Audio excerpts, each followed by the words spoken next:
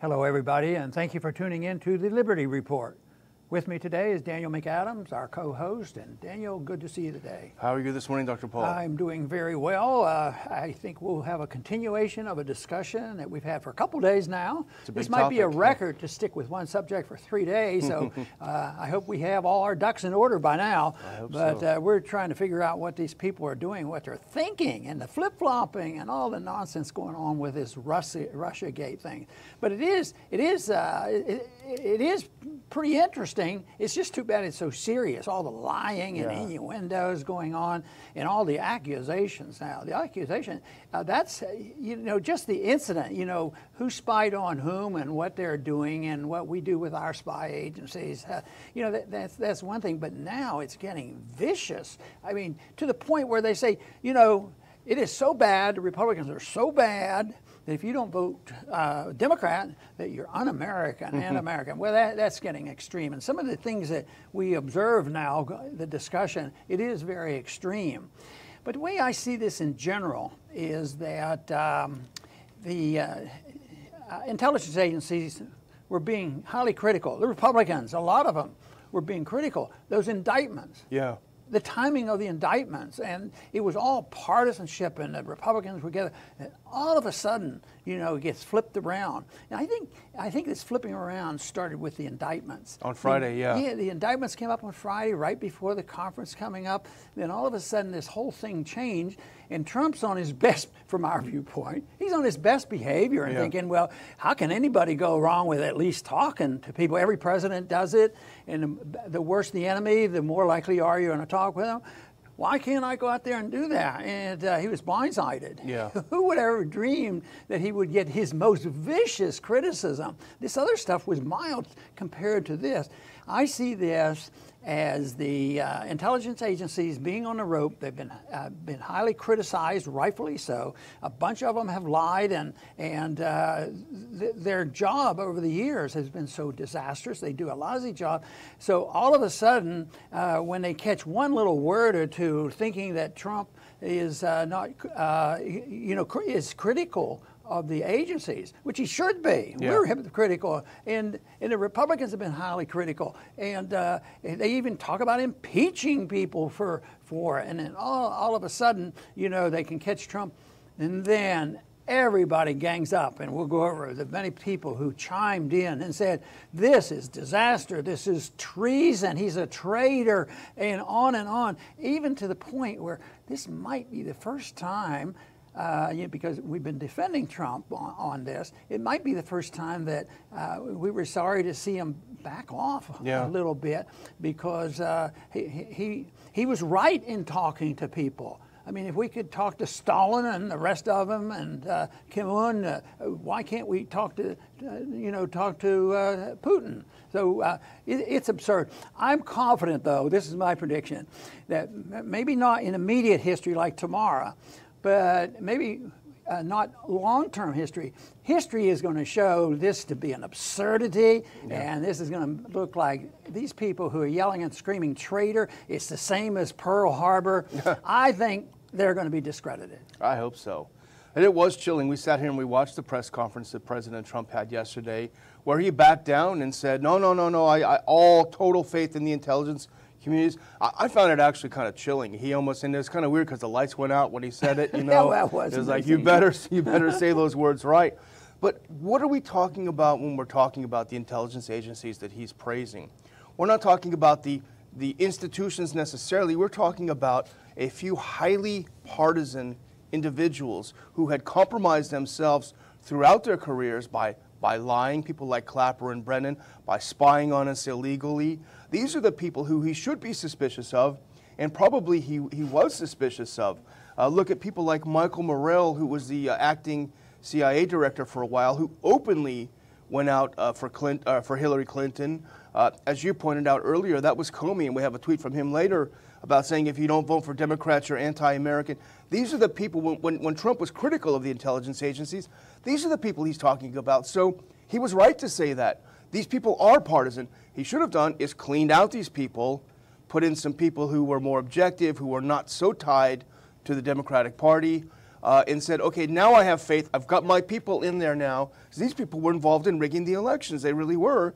I've got my people in there now, and now I have more faith in the community. Well, the message I hope we can help get out, and I hope the American people receive it, and that is recognizing the literal power of the war propagandists, because they have been able to reverse things all the way back in the time, in recent history, the time I was in Congress, the reversal in the Persian Gulf War, when they had to get, Americans didn't want to go into another war, but several months of it, the war propagandists changed it, and the Iraqi war, same thing. Yeah. War propaganda changed it, and this is it. This is really the power of the propagandists.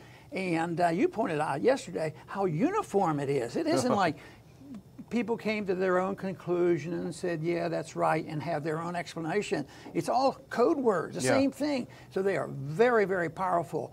And it usually is in the defense of justifying a war. And you say, well, this isn't quite war, but this is what they want to do. They want a Cold War right now, and in the way they talk, they want to have a war against Americans who happen to disagree with them. That we become the traitors and this sort of thing. So it is a war. It's a war of ideas mostly right now on this event, but ultimately I think the war propagandists are part of the military-industrial complex for the many reasons that we've talked about before, and the media is involved, the whole works. They are very, very powerful. And you're right. I mean, you said this earlier, and it really turned on a light in my mind. That this is exactly how war propaganda was done in the run to the Iraq War and in Libya, etc. You get a bumper sticker, you put it out there, you repeat it continuously, threw them under the bus, threw the intelligence agencies under the bus. This is what we heard from every single outlet yesterday. And they all had the same headlines: traitor, traitor, traitor, and it's just to drown it in. Essentially, what these propagandists are doing, the mainstream media, the intelligence community, the others, they're treating Americans as useful idiots to spread their propaganda. This is what we used to do to convince Americans to intervene overseas. Now they're doing it to us to turn against our own government, our own elected government. It's very chilling. Well, it's chilling because they say spying is an act of war. When I was challenged yesterday on an interview program, I said that sanctions could be an act of war too. But they said that spying is an act of war. But sanctions actually are even a little bit worse than spying. Everybody knows the spying goes on, but I think they have to say that in order to get people riled up, and people are gullible enough, and they're convinced because it's the patriotic spirit that people have, and they want to believe. They can't believe America's bad, America's exceptional. But I think the most important thing that a person could do that believes in the American spirit and the American goodness of America, they have to stand up to these bad guys. And you already mentioned it. Some of these people who are shouted the loudest and get all the coverage have been proven liars. And they have been very much involved in politics, CIA operations, where they have gone in and have had secret wars and promoted wars, and they've essentially always been failure. I mean, Iraq and Afghanistan and Syria, there's nothing successful there. Libya, no successful. You can go all the way back to the lying that went on into getting us into Vietnam. It's costly and it's damaging, and to me, it's so much more damaging. The real damage, or very important damage, is the fact that during war, the American people's liberties are attacked at home, and in a way that is already starting because you can't say anything. And in the past, in our history, we have known, whether it was Civil War or World War I or II, if you criticized the president, you could actually end up in jail. Yeah, that's a great point about the track record of these people that we have got to bow down to. We can never question. They are the greatest, and if you question them, you're anti-American. And I had a great quote that I wrote down from Tucker Carlson, who had a fantastic monologue last night. It was 7 minutes of some of the best thing I've ever seen on TV. But here's a great quote. Here's Tucker talking about these people that demand our, unbridled loyalty. He says, "The people yelling the loudest about the Russians that are our greatest enemy and Trump is their puppet happen to be the very same people who have been mismanaging our foreign policy for the past 2 decades. The people who invaded Iraq and wouldn't admit it was a mistake. The people who killed Muammar Gaddafi for no obvious reason and prolonged the horrible Syrian war. And then threw open the borders of Europe. The ones still defending the pointless Afghan conflict. And even now, planning new disasters around the world. These are the people who have made America weaker and poorer and sadder. That's great. Well, yeah, it's sad in a way because that's exactly right and where we are. So all I can do is encourage Tucker to keep it up, and keep it going, because I think people can sort it out.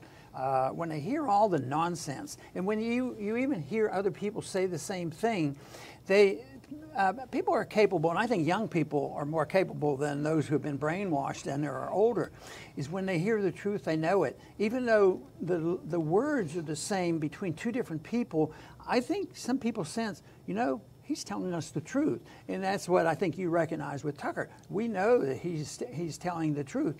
But the people who lie, have you noticed it has to be repetitious? I mean, lie after lie after lie, and they have a record of lying. And I would say that represents some people, Americans, being quite naive to accept these lies. And they ought to be more cautious and sort it out, who's lying and who's telling the truth.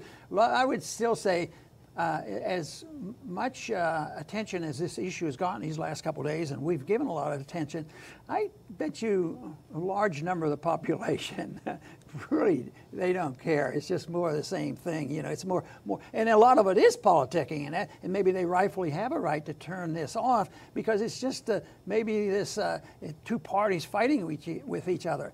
But I keep making the point, it's bipartisan when push comes to shove, and the warmongers, the war propagandists are bilateral, and now the people who have shouted the loudest, they don't come from the Republican Party only or the Democratic Party. The Democrats leading the charge, so we have probably the old Republican Party before Trump joining the Democrats, and they're bipartisan coalition. So if nothing else, in spite of our critique of policies that Trump has, I think he's done a great service in the sense that people are pointing, you know, we're able to point this out and show that, the establishment is right now. Trump does not represent the establishment, even though his policies sometimes drift over there, but the establishment are the ones who are ganging up, even though last week so many of the same people were saying, oh, they rigged the elections, and you know, it's all called collusion. They were yelling and screaming how they were mistreated. But these same people now are their heroes because Trump. They've orchestrated this. Trump criticized them, which is pretty strange. I just cannot believe that they can be converted so easy that they had this pretty good skepticism about, the collusion argument. Then all of a sudden, one or two words, Trump figured he could correct this by changing one word. Oh, Mr. We'll change this word, and I'm back in my old form again. So that is so careless. Yeah, and they're increasingly unhinged. These people who are yelling about treason. Michael Krieger had a good piece. I think Zero Hedge picked it up, and he has a good quote. If these people have such a solid case and the facts are behind them, there's no need to resort to such demented craziness, And actually speaking of demented craziness, we have a tweet from Michael Moore that we're going to put up. Talk about demented craziness. This just goes to show how completely out of whack these people are. Essentially what Michael Moore is saying is Trump, because he doesn't, he says if you don't believe the intelligence community in America as Trump claimed he didn't, you're a traitor, the commander-in-chief's a traitor, if you don't trust the intelligence community, you're a traitor, you're anti-American. This is the guy who made a movie about why you can't trust the intelligence community. I mean, you can't make this stuff up. It's the hypocrisy is so deep.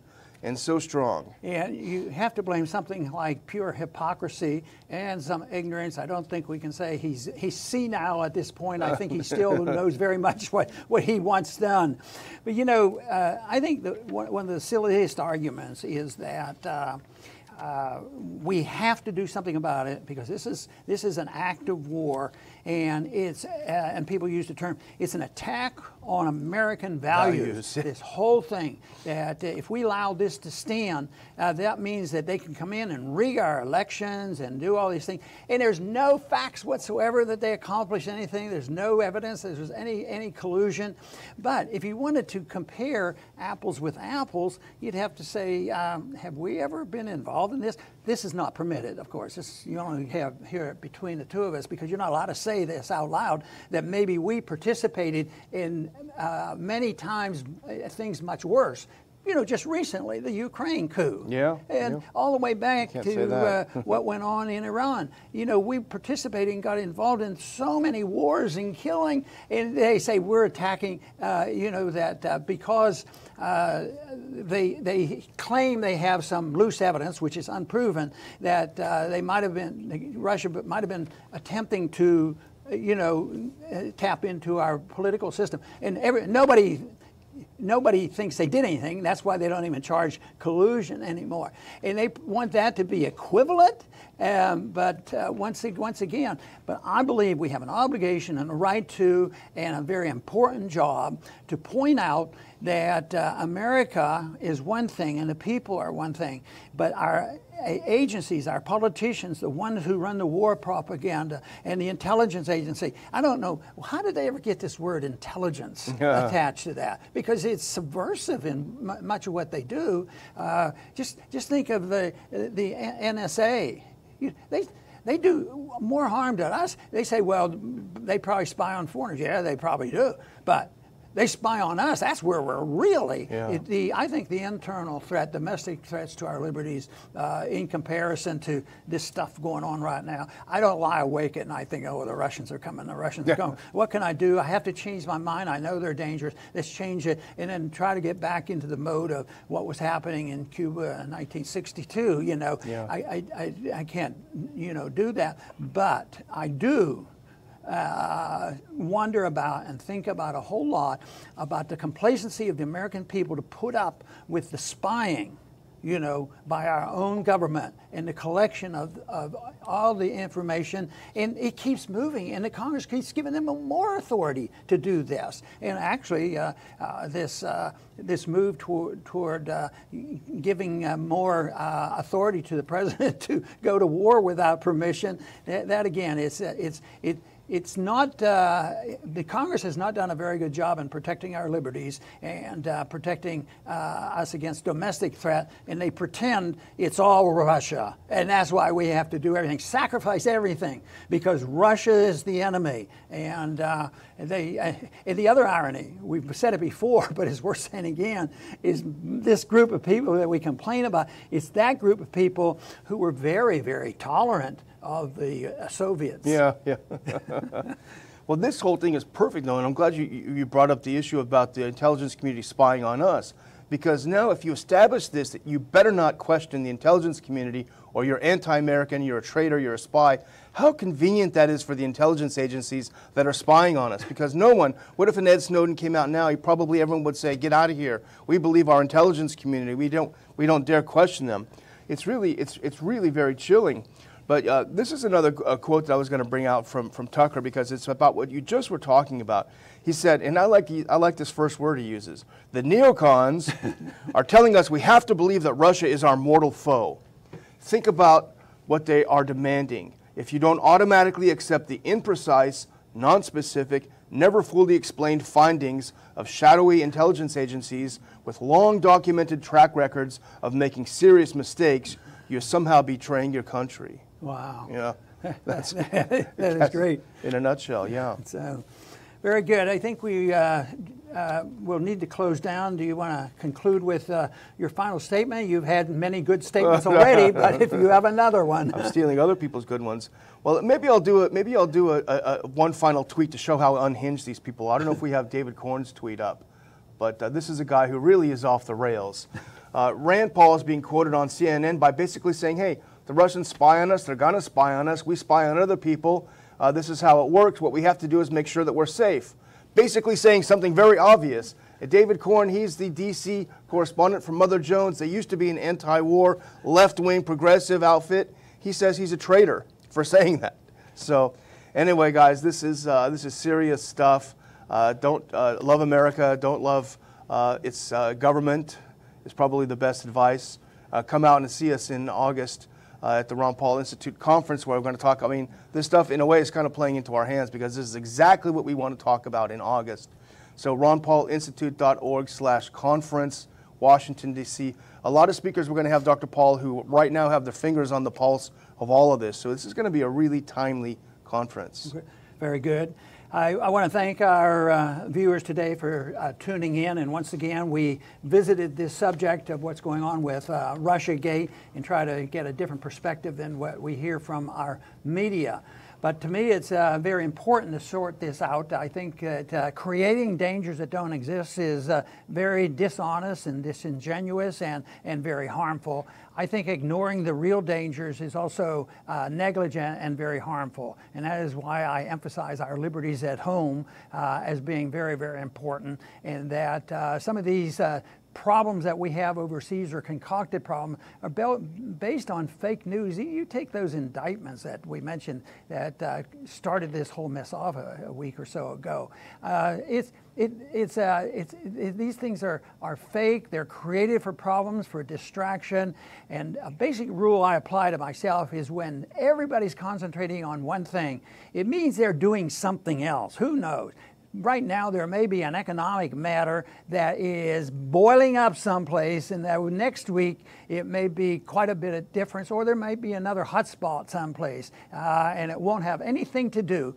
I will put a lot of my money on and bet that the Russians aren't going to move tanks into a new country next year or next week or at all. And that is the reason I think there has to be a lot of propaganda to get people scared enough.